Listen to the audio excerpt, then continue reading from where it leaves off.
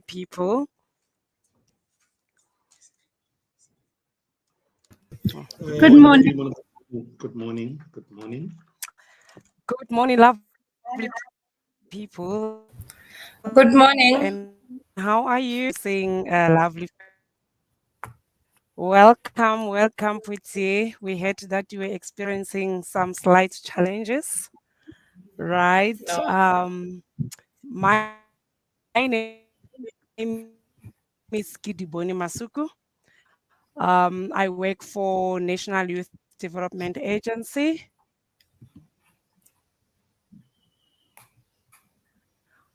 I am a specialist leading NPO and capacity building program.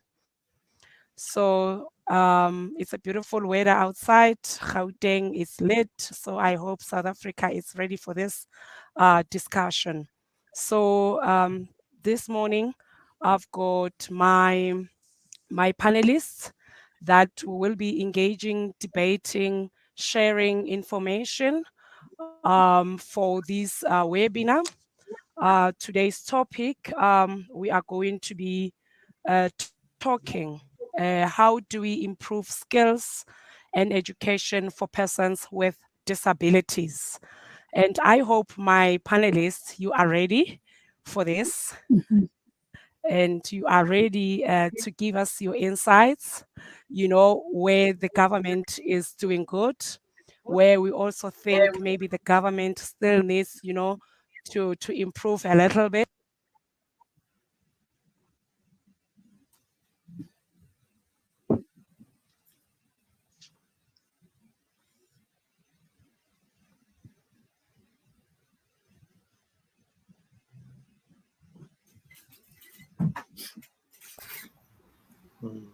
Well, I think that Kiriboni is experiencing some connectivity challenges.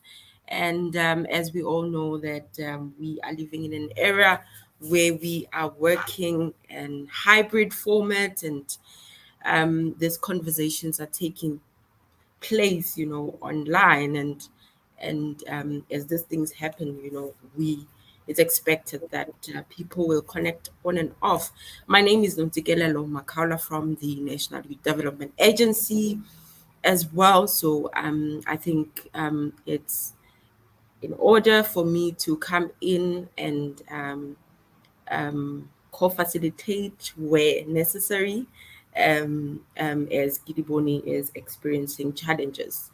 As she joins back online, maybe let us start with introductions of ourselves, and then she'll take over after the introductions. If we may start with Puti. Thank you very much. My name is Puti Mabelebele. I'm from the Department of Women, Youth and Persons with Disabilities, from the Rights of Persons with Disabilities branch, responsible for advocacy and mainstreaming. Thank you very much. Good morning, everyone. My name is Mokati Moledi. I'm a general manager at South African Disability Development Trust. I'm also a disability activist. Good morning, everybody. My name is Ansela Smith. I am the CEO of Special Olympics South Africa. And we work specifically with youth and adults with intellectual disabilities.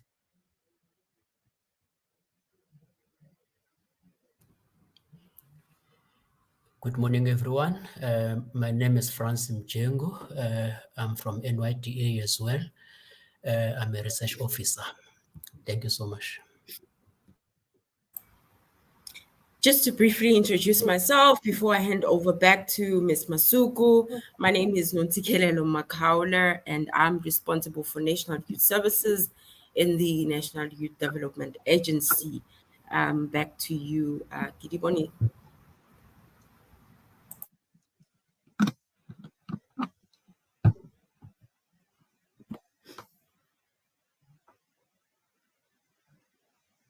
Thank you, thank you. You see, you can't trust this technology. The network for some time kicked me out, but I'm back. And thanks for Miss Makaula for holding the fort. Yes, thank you so much, and pleased to meet you all, colleagues. We are just here to discuss and share insights and information as to how do we improve skills and education for persons living with disabilities. And really, I see on this platform we've got people with knowledge, people who know how, and who can also, just share with other people who did not know. But maybe according to Stats South Africa, about 7.5 percentage of people of the population is affected by or are living with disabilities. And again, the research shows that disability is more prevalent among females compared to males with 8.3% and 6.5% respectively. So I really want to thank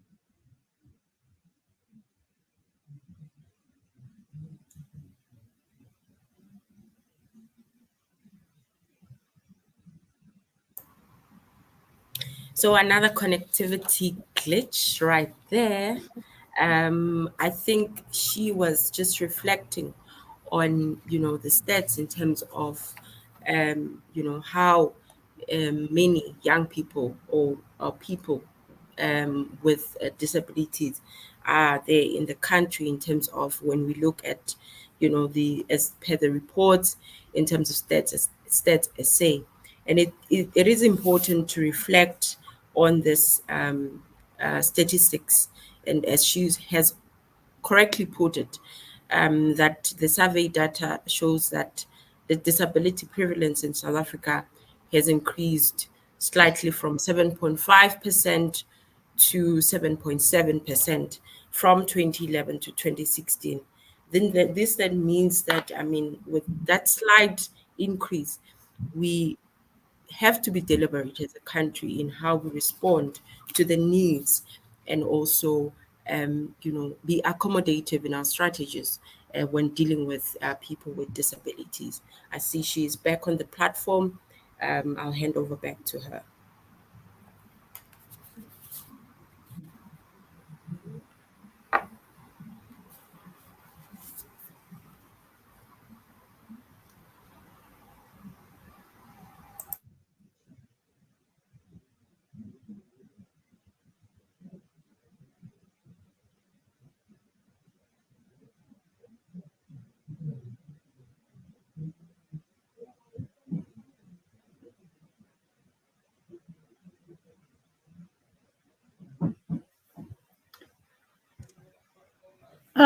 Kelly Oh, Bonnie, okay. you're muted. Miss Makaula, I think today we're just experiencing a very bad network connection.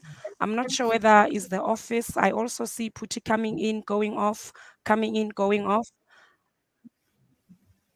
No, in actual fact, I was suspecting that maybe the video is affecting the Yes, I've bandwidth. unmuted. So that's why I was Can switching off the everybody hear video. me? Yes, we can hear you Can you well. hear me? Yeah. Yes, you can. Colleagues, can you hear me now? Oh, okay. Yes. Yes, I on was my saying side, I that I can think hear we you. are experiencing a very bad network. So, without further ado, I think let's just delve into the discussion of the day, wherein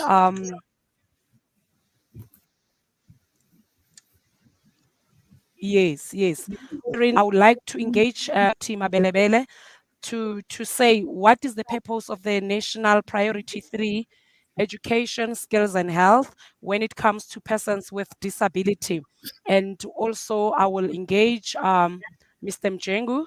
How is youth how is integrated youth development policy related to persons living with disability? So I would start with you, Puti, so that you can, at least just share information. What is the purpose of the national priority 3, skill, education, skills, and health, when it comes to persons with disability? Since you are stationed at this department, advocating, for people, youth living with disabilities. So I would take you on that, and will also allow other panelists to come in.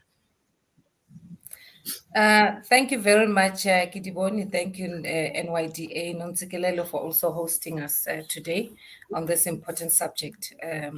A subject that has got to do with us ensuring that the rights of persons with disabilities are upheld. It starts right there. And how we do recognize the upholding of the rights of persons with disabilities, it starts with an identity. It's important to first know how we identify and how do we attach identity to persons with disabilities. We do not have persons living with disabilities because when you identify a person who lives with a disability, it means that it's very temporary. So meaning tomorrow they might not have that particular disability, because we all know when you live with something, today you have it, tomorrow you might not have it, you know.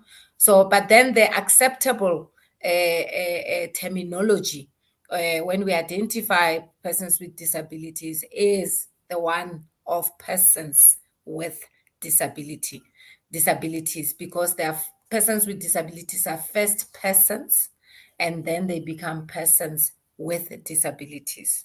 I thought I should start there. It's important for me to say this, especially in line with the priority for this week, which talks to education, skills, and health, and in line with our national theme, where we are dealing with issues of resourcing and ensuring sustainable environments inclusive of persons with disabilities.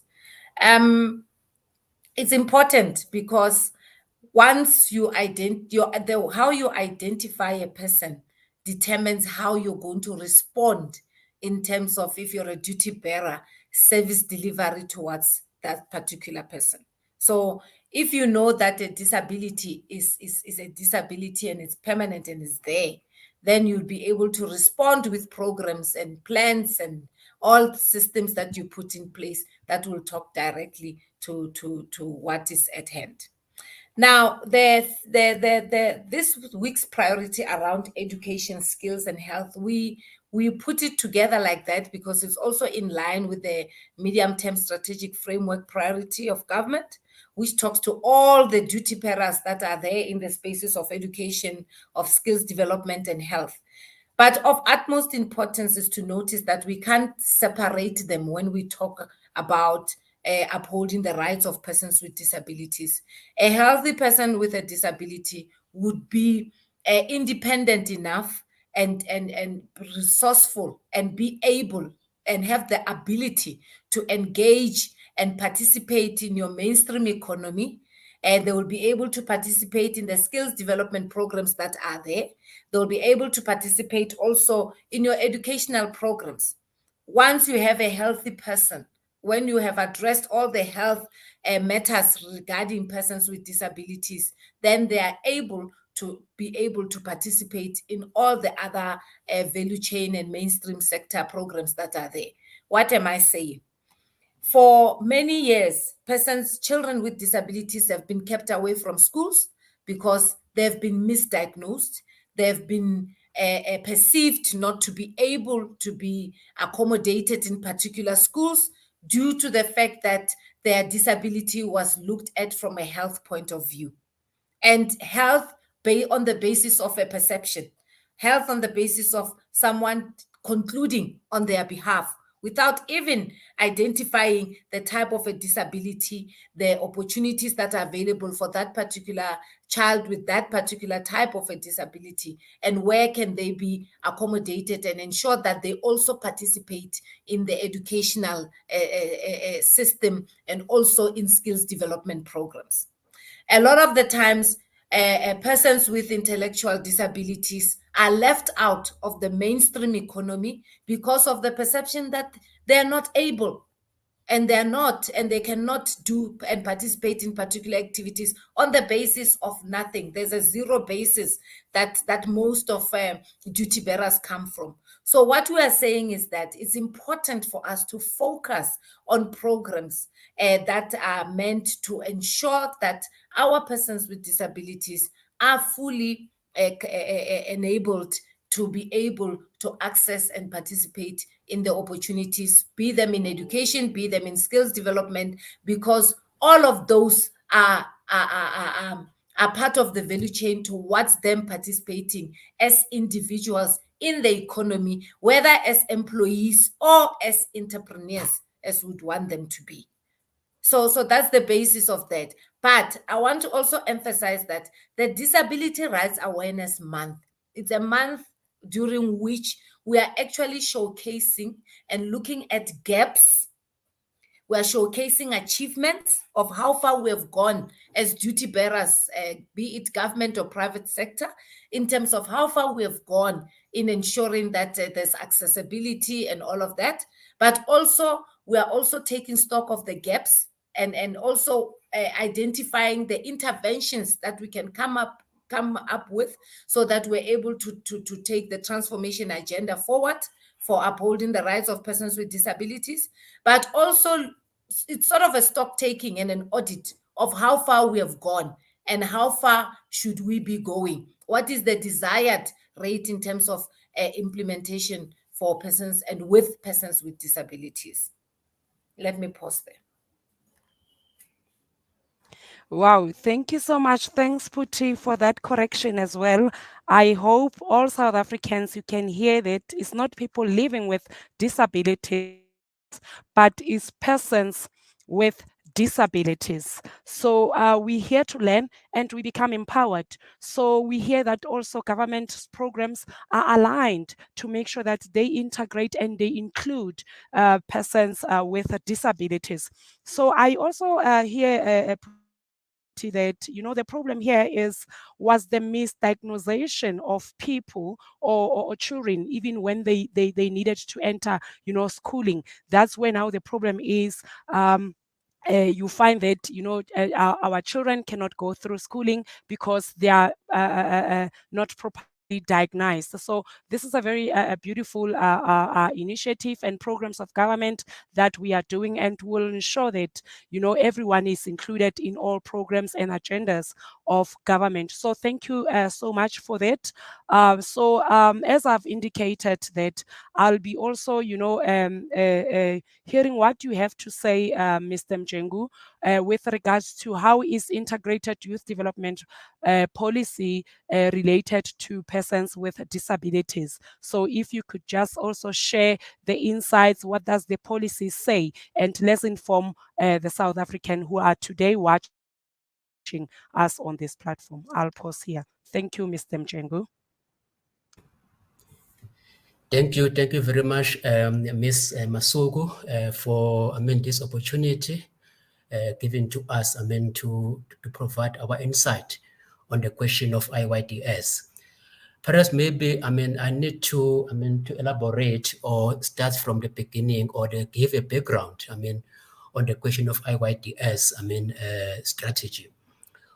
So what happened was that colleagues over the past few years NYDA was not according to the public, was not visible in terms of addressing the issues that affect the youth with disability.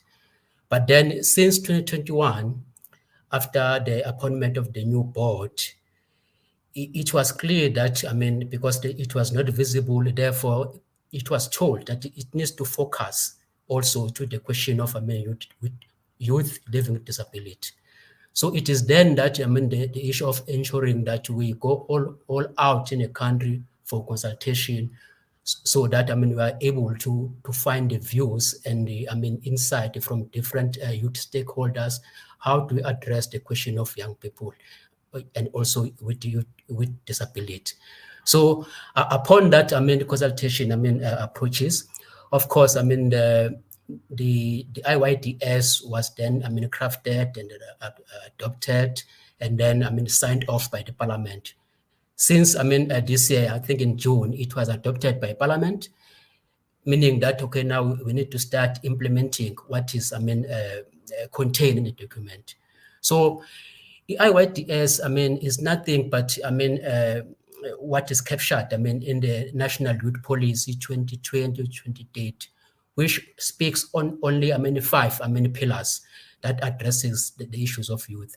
Of course, it's economic participation, education and skills development, health and wellness, social cohesion, and youth machinery. Of course, what we are saying is that as NYDA, in each and every of these, pillars, 5 pillars, youth, issues that affect youth with disability, they must be, attended to. So in each and every program, whether government or any other, youth formation, addressing issues of, development, youth with disability, they must include, the youth with disability, so that they cannot be left behind. So what happened was that, because hence I was saying that NYDA was not seems like addressing these issues. We then wanted to start on our own as NYDA to start implementing is the strategy as it says. Of course, what we've done, we've developed our own the strategy on how to implement the issues of youth disability. Currently, we're encouraging, all our, staff, and youth centers and district to ensure that in each and every, programs that they are running on the ground, they make sure that they include, youth with disability, so that, the strategy, it find its expression. So I think maybe, I will answer questions if they are coming across. Thank you. Okay, no, thank you so much. We can always start somewhere. And thanks for sharing that information, Mr. Mjengu, to say that NYDA was not visible, was not seen to be playing part in making sure that we include, persons with disability. But since the appointment of the board, it was mandated that as the agency, we need to take this agenda serious and make sure that we include all our persons with disabilities. So for all those that didn't know, we are there, out there, and partnering with various stakeholders and partners to collaborate on implementation of programs and projects that involves and engages, people with disabilities. So we are making progress. One might think it is still a drop in an ocean, but we can always start somewhere, and we will make good progress if we were to measure, our impact, maybe say 3 to 5 years to come, and a status will change from what it has been reported today. We are doing a bit, and I know that last week we were in Polokwane. I don't want to spoil those details, but the relevant people will then speak about what really happened, went down in Polokwane when we gathered, young people with intellectual disabilities from all over the country were gathered in one place. And, it was a beautiful program, but I will let the people to speak about it. So allow me now to just check with Ms. Makaula, what role has the NYDA and the Department of Women, Youth, and persons with disabilities played in the development of people, skills of persons with disabilities. So I will start with you, Ms. Makaula.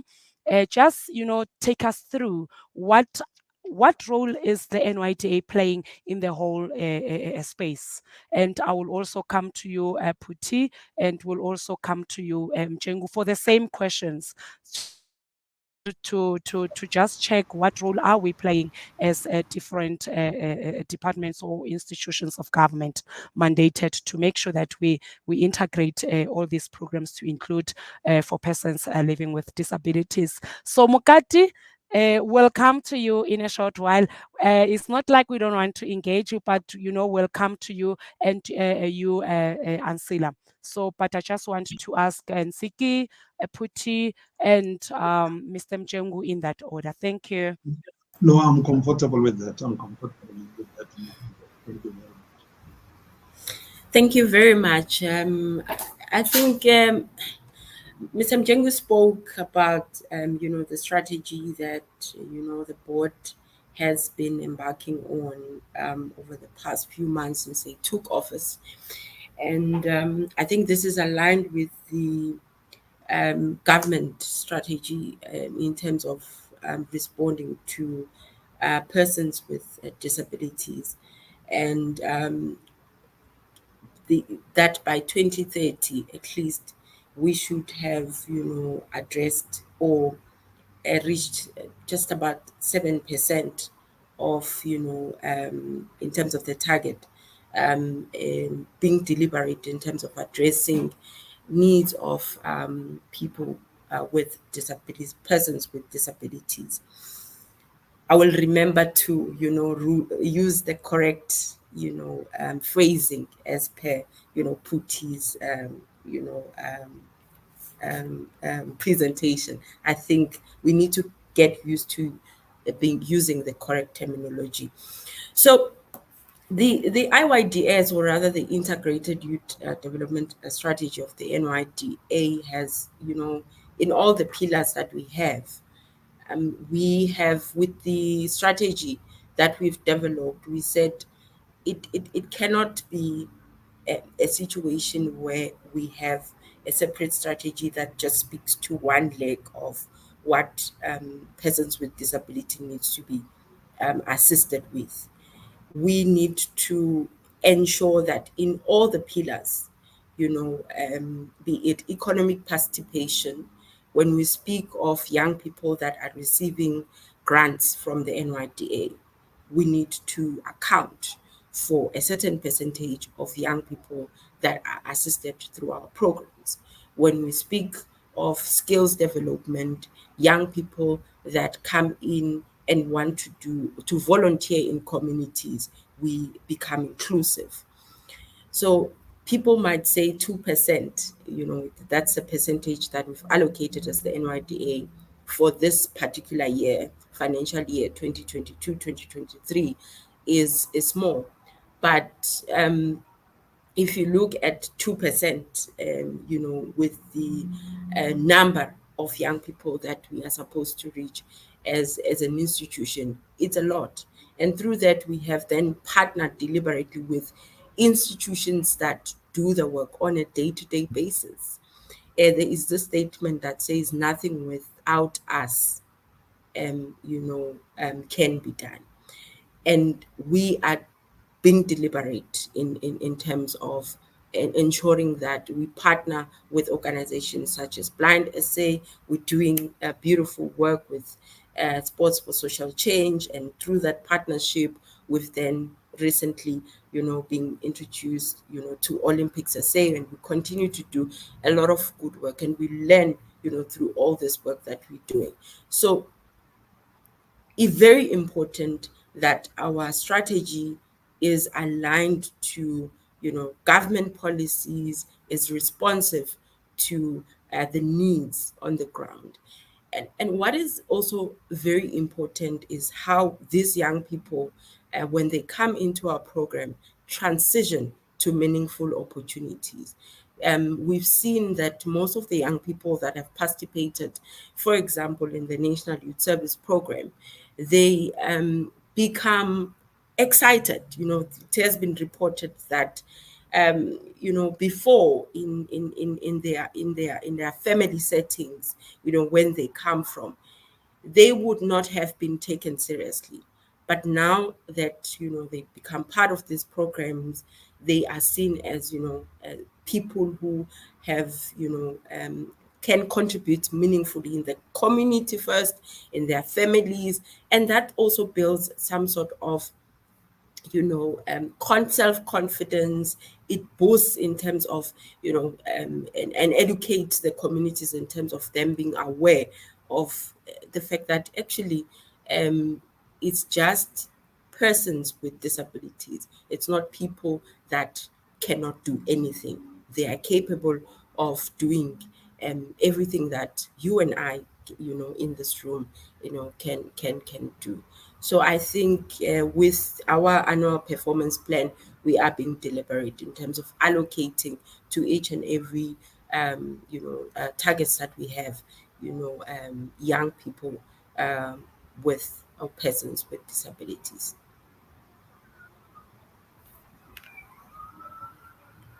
Okay. Beautiful, beautiful. Thank you so much. Thank you so much. Zansi, I hope you are listening. That, NYDA as the agency mandated, to engage young people and, integrate them into a different, programs of government. We are doing something. Yes, you might question the 2%, but it's a lot if you have to compare it to a number. And as I said previously, to say, this number perhaps it might increase to 4%, 5%, and we might see ourselves having to engage, that, or to increase that number to even 20%, but we are doing something, and I hope you are listening. So I will go back to you, Puti, again. Just tell us, based on the same question, that what role, is it played by our various department and institutions in making sure that, persons with disabilities, are skilled, are integrated into the system. Over to you. Okay, thank you again. The Department of Women, Youth and Persons with Disabilities is in the presidency, specifically at that level of accountability and responsibility strategically placed to ensure proper coordination, because issues of the sectors of women, of youth, and of persons with disabilities are cross-cutting. So all departments are responsible for delivery of services and programs for women, for youth, and for persons with disabilities. So, and that's why we at a national level are in the presidency, and at a provincial level, we are in the offices of the premiers, and at the local level at municipalities, we are in the offices of the mayors, and administratively in the offices of the municipal managers. It's that whole machinery. But of critical importance is that the government has got to work with organizations and of and for persons with disabilities. They have to be part of your stakeholder engagement and management strategy. You have to work with organizations of and for persons with disabilities, specifically to plan, to consult, but also because people do not know about the different disabilities. And the wealth of knowledge rests with the organizations of and for persons with disabilities. Now, for us as duty bearers to be able to deliver effective, proper, efficient services and programs with and for persons with disabilities, we have got to make sure that we plan, we develop programs with them and for them, for persons with disabilities. That's number one. Number two, I was happy when Franz talked about the 2021, that in 2021 you began to look at persons with disability, youth with disabilities. It's specifically because the NYDA, by the way, is part of the Department of Women, Youth and Persons with Disabilities in a way. So we made sure that as you looked at your regulatory environment in terms of your policy, in terms of putting together structures and moving forward in that regard, you are disability inclusive and responsive. By the way, when we talk about youth, the youth sector includes youth with disabilities. So the 30% that young people are benefiting from generally includes youth with disabilities. I always say to persons with disabilities that you actually have an advantage because you're able to benefit as women from the 40% as women with disabilities. You also benefit from the youth as youth, young men and young women with disabilities from the 30% economic threshold. But also you have the 7% that has been allocated for persons with disabilities in terms of the economic threshold. But in terms of the employment equity, the target is 2%. However, in terms of the medium-term strategic framework of government, we're working towards 2.5% incrementally, because the NDP identified that by 2030, we should be at 7%. So it's not a request, it's mandatory that we understand that it's mandatory for all of us to work in reaching these particular targets. Now, I'm happy also to be one that will be able to vouch for the NYDA to say that, of course, in your stakeholder management programs that we normally participate in, you have also in your machinery included youths with disabilities, and we've even forwarded you organizations of young persons with disabilities that participate in your machinery that you use for your consultations and so forth, which is quite a milestone. Yeah. So that is how the IYDS strategy and many other strategies that you deploy will then respond to inclusion of persons with disabilities. Now, in total and in short, what we are saying as a Department of Women is that all of us have got a responsibility to mainstream disability inclusion in all our programs. If you're in health, all your core mandates, whether you're delivering for dentistry, for optometry, and all of that, have got to be disability responsive. If you're in public works and you're dealing with issues of buildings, the built environment, you have got to ensure that you mainstream for disability inclusion. The same with housing, the same with the economic departments in the economic cluster. So we coordinating and monitoring and evaluating the mainstreaming of disability inclusion on all aspects of all sectors, of all departments that are there. But what I would say is that the point of departure with duty bearers we always say that you have got to ensure that your policies are also disability responsive. How do they become disability responsive? Is where you make specific mention of how you're going to empower persons with disabilities in your environment. Now, we have developed legislative frameworks that are mandatory now for all duty bearers to implement. Frameworks around reasonable accommodation, around universal design and access, around awareness raising. Because for us to be able to be efficient in our response, we've got to know and we've got to be aware. And hence I emphasize that all of this we can't do without working with organizations of and for persons with disabilities. So, and all of this is meant to foster social cohesion and inclusion. We're not going to build sports ground, Adila, for children with disabilities separate from the ones of ordinary children. It's ordinary, it's not able, ne? Because persons with disabilities are also able and they are normal. So we have ordinary persons and persons with disabilities. So we're not going to have a situation where we have different sports grounds, but what we have has got to be inclusive, and we ensure that it's accessible to all persons with disabilities and they're able to participate along with ordinary children and ordinary persons with disabilities in the same environment. The same way that even this platform tomorrow, I would appreciate that we should have sign language interpretation, because now we're leaving out persons with hearing impairments out of accessing this particular information. So we have got to ensure that we are always inclusive and mainstreaming for disability inclusion in everything that we do in our engagements with society and all our social platforms. Yeah, I'll pause there. Thank you. Thank you so much. I think, Puti, I can see that you speak with passion, with love. You know, thank you so much. So I would love to move away. I know that Mr. Mjenga was supposed to come to you, but I hear that, as the Department of Women, Youth, Persons with Disability, this is not a request that by 2030 we reach the 7% mark. So it's a mandate, and we see that we also learn that as the department, you are placed strategically in mayor's offices, in local municipalities, where you have a voice and you advocate for persons living with disabilities. This touched my heart, and I'm happy with the progress that is going on.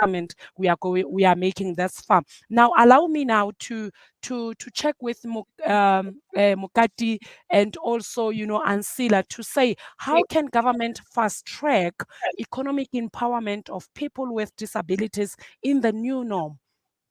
So maybe let me start with you, Ansila, and we'll come to you also, Mokati, just to tell us how can government fast track, you know, economic empowerment of people with disabilities in the new norm. I see it's a Thank you. woman's power. Mukati, not even. I think we're going to be speaking on the same platform. Yeah, I no. think specifically from my side, and obviously with our experience working more specifically with youth with intellectual disability, I think the biggest challenge and something that really urgently needs to be addressed is it's not enough to have special needs schooling. And the reason I say this is because we are having youth leave school after 12 years with no certification whatsoever, which basically excludes them from any kind of economic empowerment. You know, we have learners leaving schools at the end of this year with a grade 5 equivalent when they've been at school for 12 years. And in those 12 years, they're doing carpentry, they're doing hairdressing, they're doing vocational skills, but none of that is being recognized. And I think for me, in terms of specifically intellectual disability now, that right is probably the most critical issue that we address. You know, we can't talk about having economic empowerment and access when for most jobs, a matric certificate is a requirement. And we know for a fact that our athletes, as we refer to them, are more than capable of being economically empowered, being self-sufficient. But if they don't have a matric certificate, they're not even getting their foot through the front door. You know, and just on that point, we did a trial program, a pilot with Casita this year, where we had bursaries for 36 of our learners or of our athletes. And all we needed to do was find a service provider for Casita that didn't do a written exam. Because the unfortunate, again, failing of our education system is that the majority of people with intellectual disabilities cannot read or write. So again, what is skills training? What is further development? There are no opportunities for them because they cannot write exams, they cannot write tests, they cannot read textbooks. However, they're perfectly capable of learning, but we have to change the way we allow them to learn. And we've proved that this year with the Casita pilot program, where every single one of those interns that we provided bursaries to, every single one of them passed. And they all now have an NQ qualification. There's no reason why special needs schools cannot provide NQ qualifications if they cannot provide matric certification for learners and youth with intellectual disabilities. So I think for me that really is the basis where we need to start, is just re-looking at the school system, specifically special needs school systems. And what it is, we are letting those learners leave school with. You're asking a child and a youth to go to school for 12 years, and then you're telling them after 12 years they're not capable of doing anything. That's just gross injustice for all of those learners who complete their schooling and are then basically told you're not qualified to do anything going forward. So I honestly think that for me would be the immediate urgent touch point, is how are we certifying our youth? What qualifications are they getting in special needs schools? And does that enable them to enter the economic market? Are they capable? Are they being enabled? And how are we putting across all that training? Is it accessible? Not at the moment. So, for me, I think that's our starting point right there. Thank you so much. Well said. And wow, congratulations and well done on that pilot project that you did with Kathsita. So let's come to you, Mukati, so that you can also, just tell us, is it enough that we are doing or as government?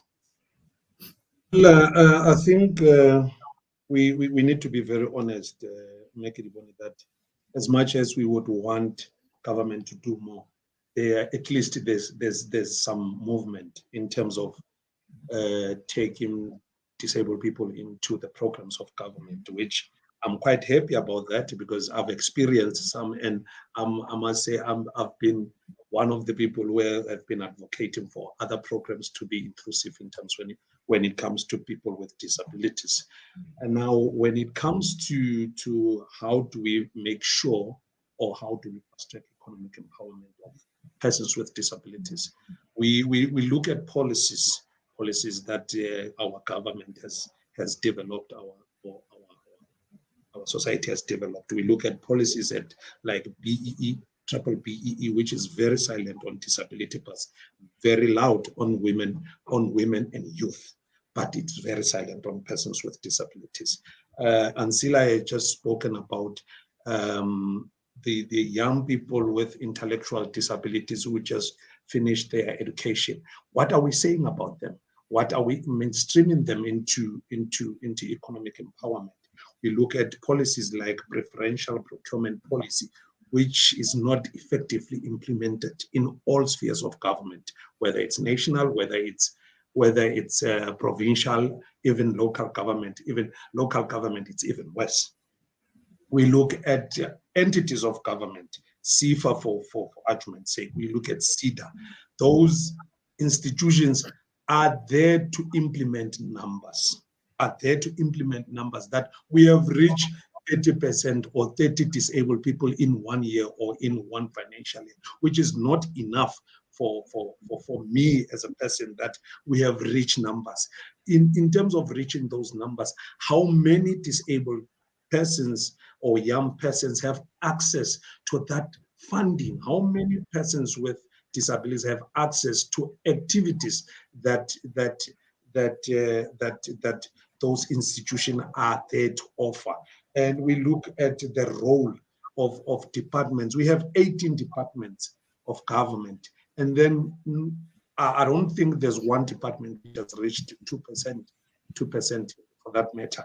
We need to introduce penalties. The Department of Women, Youth, and Persons with Disability should come with strategies that will take this department to account. When you don't reach such percentage with regard to persons with disability, this is what will happen. We need to introduce KPAs for HODs and DGs, that if you not reach a certain percentage with regard to employment of disabled person, this is what we need to happen. We also need to have a platform where we engage with businesses owned by persons with disabilities and empower organizations of persons with disabilities who are dealing with this. Because I am of the idea that organizations are the first step to government, because when you go to a government department, they will ask you about DPSA, they will ask you about DEPSA, they will ask you about so on and so forth. If we could have a strategy to empower them first, so that they can empower their own, I think that's how we can introduce some strategies to fast track the economic empowerment of persons with disabilities. Thank you so much. So I hear that persons with disabilities have a voice here. We have people with power in authority positions that must also account for not meeting the target, for not making sure that they they mainstream. There's a mainstreaming of inclusion for persons with disabilities. So now I hear you talking about penalties. I think I agree with it, because it can be correct that we are we are treating persons with disabilities as a project sometimes for reaching those numbers. But there is nothing that we link it to it to say this is where our people started, and they transitioned throughout our programs, and today this is where they are. So thank you so much. And Ms. Makaula, what do you have to say here on the same very point that say, how can government fast track economic empowerment of people with disabilities in the new norm? What do you have to say on this? Yeah, well, thank you very much, Gidwini. I think strengthening relationships with organizations that work with persons with disabilities is very key. And I think part of the work that we do as the National Youth Service is empowering, or rather capacitating, um, civil society organizations across board and inclusive amongst those NPOs. It's NPOs that specifically work with persons with disabilities. That's very critical because we cannot be a know-it-all, type of institutions. We need to learn from the people who understand, the sector very well, because that will inform how we better resource. We get resourced to actually respond to the needs, on the ground.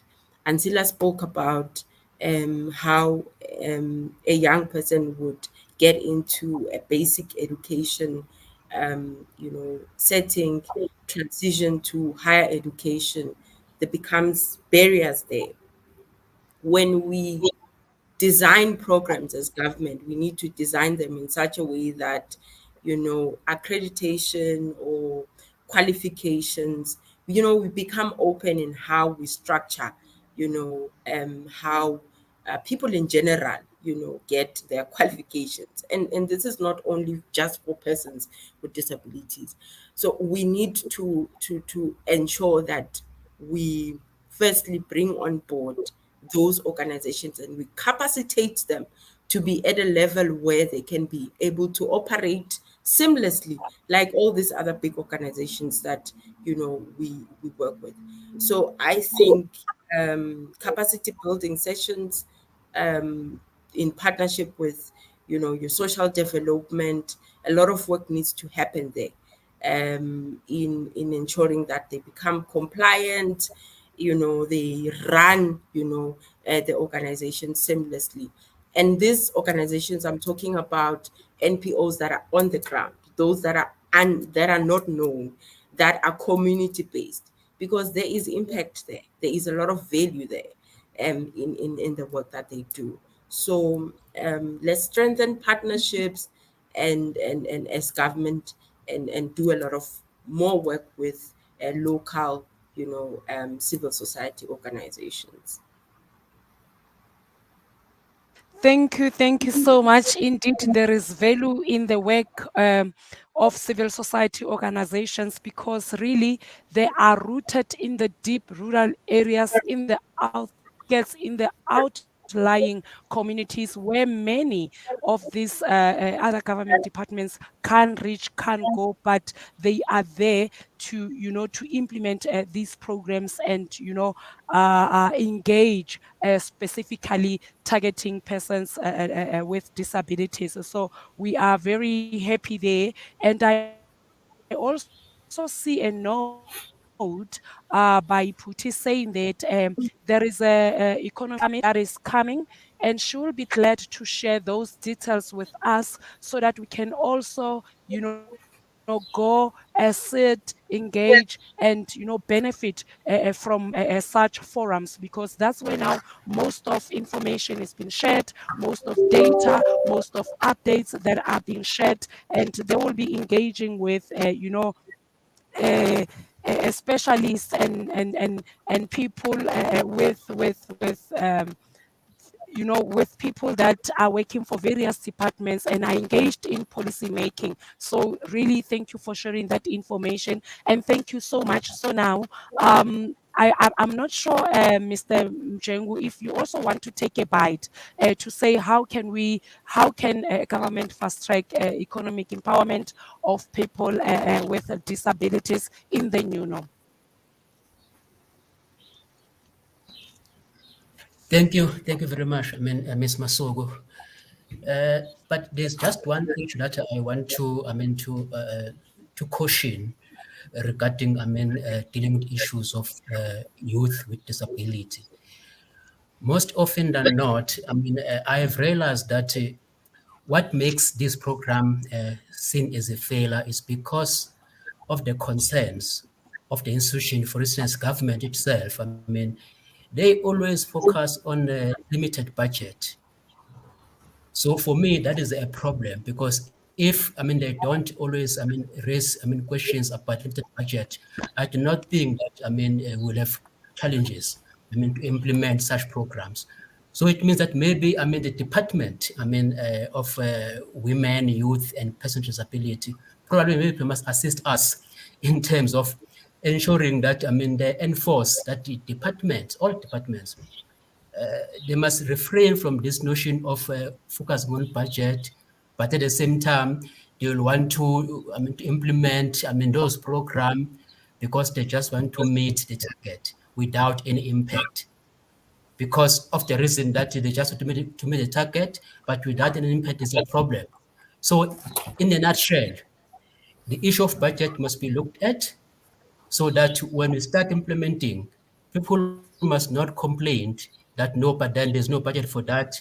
Issues of disability, they are very expensive, and all of that, it can't be implementable, is a problem. So we are saying we must not focus, how much can be spent, on dealing with issues of with disability. We must just focus on how do we ensure that, those, people with disability are attended to in all angles. Thank you so much. Just to add on that, Mekiri Boni, I think that Njengu is very correct. I see that Meputi, you guys are organizing a summit for economic yes, Empowerment of persons with disabilities. I think in my life I've attended so many summits. I'm tired of summits. I'm just, I need to be very honest.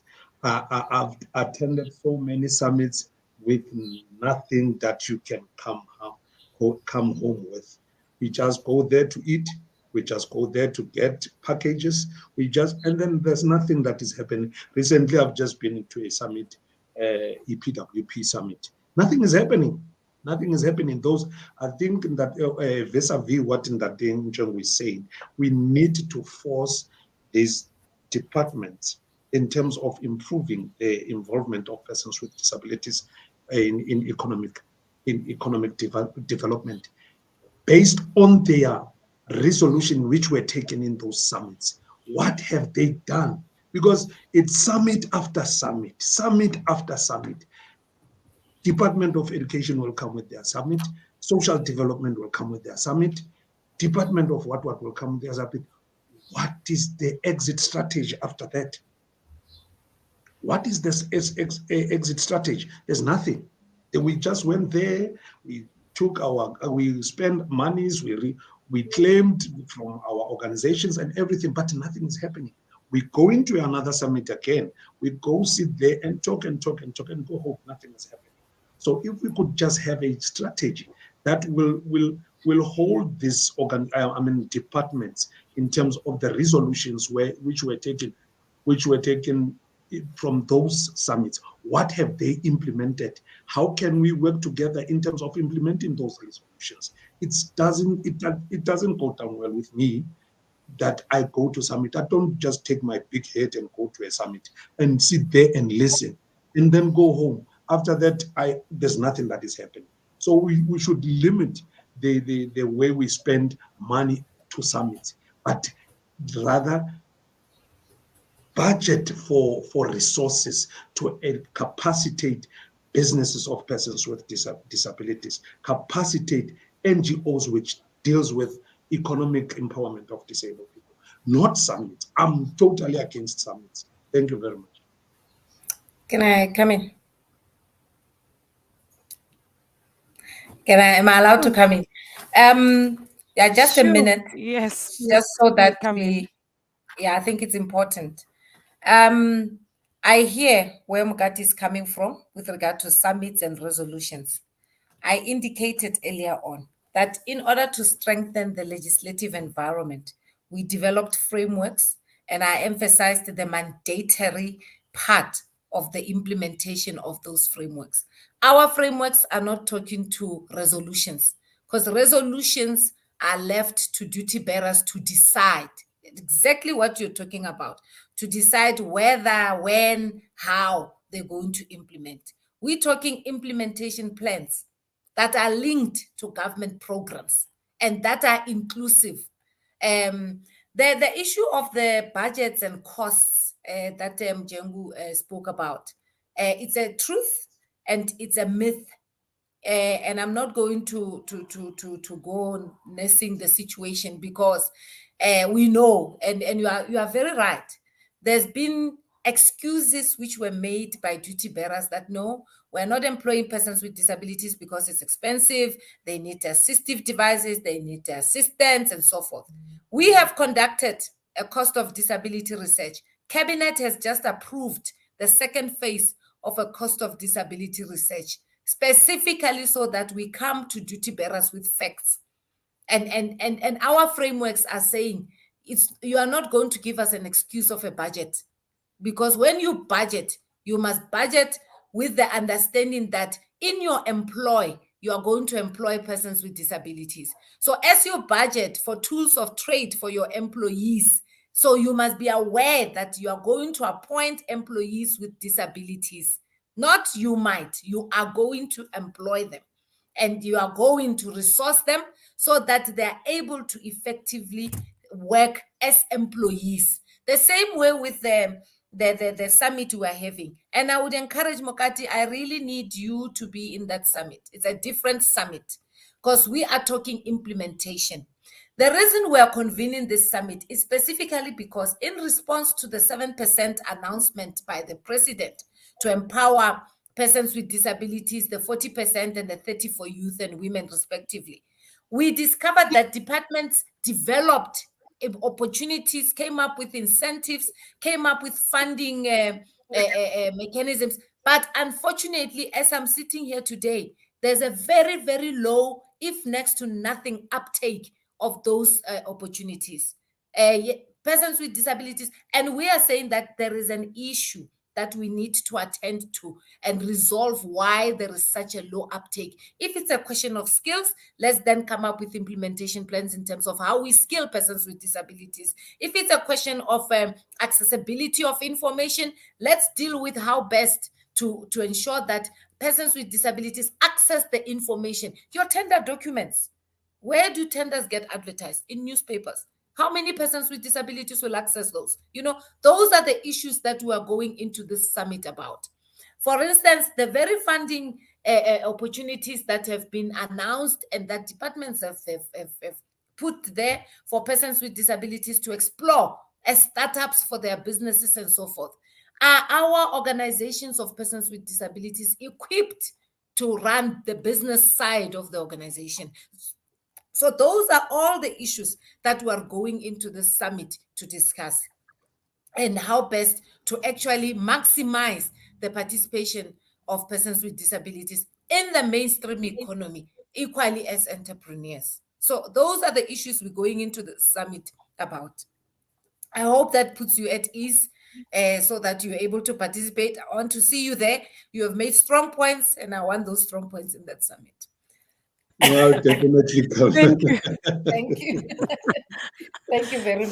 Thank you so much, Puti. And For once, I thought I Mukate had run away because now it's hot in here. You were putting your facts across and you are ensuring that the summit will be one of its own kind. It will be different, Makate. So you better come there. And after the summit, we're going to hold them accountable if they are not going to be implementing those that which they've put in the documents to achieve and the terms of reference and And all just a minute, everything. just 1 minute, ne? Yes. Mukati, we had an inclusive education summit for the first time in the previous financial year. That summit, you can go now into the Department of Basic Education. We were trying to unravel exactly access issues for our children with disabilities. What is it that is making it impossible for our learners to be in schools? What are the curriculum issues in the special schools? What are the issues in the special schools that we need to deal with? When do we have enough special schools? What is the plan with regard to inclusive education? I can tell you today that the Department of Basic Education, out of that summit, did not even waste time. They started to look at issues of specialists, OT specialists in schools, to be able to assess our learners properly. They started to look at even turning fully inclusive our mainstream schools into fully inclusive schools, because there are certain disabilities that don't need a special school. A special school should be for extreme disabilities. You get severe disabilities, for instance. But our fully inclusive schools can accommodate even learners with disabilities. It's a question of enabling the environment and making it accessible. Those discussions and plans are already taking place out of our summit. Test our summits. Come to our summit. Don't come with the history of the old summits. We know where we have been. We have learned even ourselves. That's why we are where we are. We're even tightening the legislative environment. Our frameworks are different because we are making them mandatory for implementation, meaning failure to implement has got a consequence management in that regard. Wow, thank you. Thank you. Thank you so much. I see we have gone over our hour, which was the time that was allocated for this discussion. But really, I see that hour was not enough. Having Puti, Mukata, and everybody who argue their points and facts, hour was really not enough. And I would really urge to the agency NYDA to make sure that whenever when we have such platforms or engagements, let's allocate at least 2 hours, because really I can see that people speaks from the heart and they have wealth of knowledge to share with people about the programs of government, what they are doing. I hear that it shouldn't be about the budget, it shouldn't be of how much, but let us make sure that it's about how do we ensure that we improve and we impact the lives of people living with disabilities, and make sure that they are mainstream and they are included in society and economic mainstream. So thank you so much, beautiful panelists. Thanks for your discussion, for your engagement. Thanks for sharing your information with us, and thanking you with words is just not enough. And I wish that we come back again, with a more scheduled time to discuss about these issues, because this should be the center of a government's discussion. Everywhere our people needs to be included. And you were correct that people with disabilities today, they've missed out a lot, especially that those with hearing impairment, they could not follow on our discussion. So we will make sure that in the forthcoming discussions, we also have a sign language interpreter for this platform. But let me take this opportunity to thank everybody who took time off their hectic schedule to be with us today, to empower and educate the people out there. And I'm sure our social media were abuzz today, about this discussion, and they wish that this was supposed to be somewhere in a setting where we see one another eye to eye. But I would like to take this opportunity to thank you for all your inputs, for all your insights. And love and leave you till we meet again. I see everybody has put their email addresses here. They're going to be used for future engagements. And for that summit, we are coming, Puti. We're going to be there with you to experience a different summit of government. Thank you so much. Thank you, Ms. Makaula. Thank you, Mr. Mjengo. Thank you, Ms. Ansila Smith. Thank you, Mr. Mukate Muledi. And thank you, Puti Mabele. Thank you so much for representing your organizations very well. Thank From me you. Thank to you very you, much. bye. Bye. Thank Thanks, you. Bye-bye. everybody. Thank you. Thank you, Thank everyone. you, bye.